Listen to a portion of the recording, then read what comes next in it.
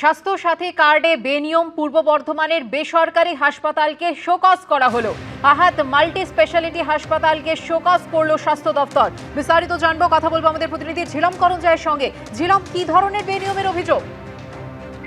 একদমই, স্বাস্থ্য ভবন সূত্রে জানা যাচ্ছে স্বাস্থ্যসাথী কার্ড নিয়ে একাধিক অনিয়মের অভিযোগ বাজেবাজি প্রকাশ্যে আসছে এবং এই যে অভিযোগ সম্প্রতি এই পূর্ব বর্ধমানের হাসপাতালের বিরুদ্ধে, তা হলো তারা 14টি কেসে রেখেছে যে নামে যে বিষয়ে রোগীর চিকিৎসা হবে বলে তাকে ভর্তি করা হয়েছে, কার্ড ব্লক করা হয়েছে এবং ফান্ড নেওয়া হয়েছে।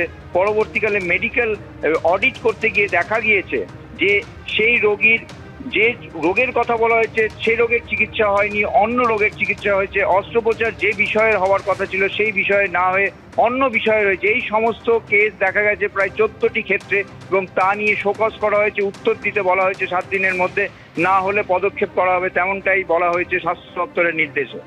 ধন্যবাদ ঝিলম।